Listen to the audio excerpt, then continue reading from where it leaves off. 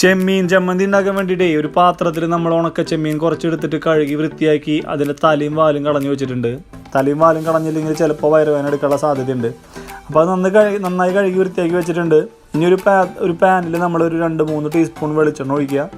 ആ വെളിച്ചെണ്ണ അത്യാവശ്യം ചൂടാകുമ്പോൾ നമ്മൾ ഈ കഴുകി എടുത്ത് വെച്ചിരിക്കുന്ന ഉണക്ക ചെമ്മീൻ ആ പാനിൽ വെളിച്ചെണ്ണയിലേക്ക് ചേർത്ത് കൊടുത്തിട്ട് അത് അത്യാവശ്യം ഒരു മീഡിയം ഫ്രൈ ആയി വരുന്നത് വരെ നമ്മളിങ്ങനെ ഇളക്കി കൊടുക്കാം. അതിങ്ങനെ അത്യാവശ്യം ഫ്രൈ ആകുമ്പോൾ നമ്മൾക്ക് അതിൻ്റെ കളറ് ചെറുതായിട്ട് മാറി ബ്രൗണായി വരുമ്പോൾ അത് മാറ്റിയൊരു പാത്രത്തിൽ വയ്ക്കുക. അതേ വെളിച്ചെണ്ണയിലേക്ക് ഒരു 5-6 വറ്റൽമുളക് ഇട്ട് കൊടുക്കുക. ഒരു തണ്ട് കറിവേപ്പില ഇടുക. ഈ വറ്റൽമുളക് അത്യാവശ്യം മൂത്ത് വരുന്നത് വരെ നമ്മൾ ഈ ചെറിയ തീയിലിട്ടിട്ട് നന്നായി ഇളക്കി കൊടുക്കുക.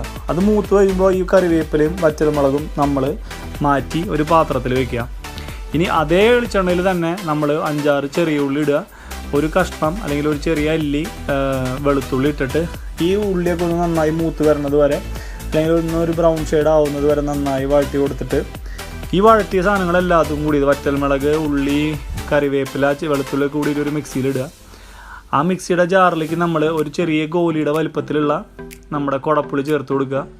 എന്നിട്ട് അതിലേക്ക് നമ്മൾ എന്ത് ചെയ്യണം, ആദ്യം ആ മിളകൊക്കെ ഒന്ന് അടിച്ചെടുക്കാം. അല്ലെങ്കിൽ മിളകും ചെമ്മീനും കൂടി ഒരുമിച്ച് അടിയില്ല. അത് അടിച്ചെടുത്തിട്ട് അതിലേക്ക് ഈ വറുത്ത് വെച്ചിരിക്കുന്ന ചെമ്മീനും ചേർക്കുക. ഈ വാട്ടി വെച്ചിരിക്കുന്ന ചെറിയ ഉള്ളിയും ആ വെളുത്തുള്ളിയും വാട്ടി വെച്ചതും ചേർക്കുക. ഒരു മുറി നാളികേരം, ഒരു നാളികേരത്തിൻ്റെ പകുതി എടുത്തിട്ട് ചിരകിയിട്ട് അതും ചേർത്ത് കൊടുക്കുക. വെള്ളം ഒഴിക്കരുത്. അതിന് പകരം നമ്മൾ ആ വാട്ടിയ വെളിച്ചെണ്ണ ഉണ്ടല്ലോ, ആ വെളിച്ചെണ്ണ ഒഴിച്ചു കൊടുത്തിട്ട് മിക്സിയിൽ നന്നായി അരച്ചെടുത്തുണ്ടല്ലോ ഇമാതിരി പെടക്കണ ചെമ്മീൻ ചമ്മന്തി 5 മിനിറ്റ് കൊണ്ട് റെഡി.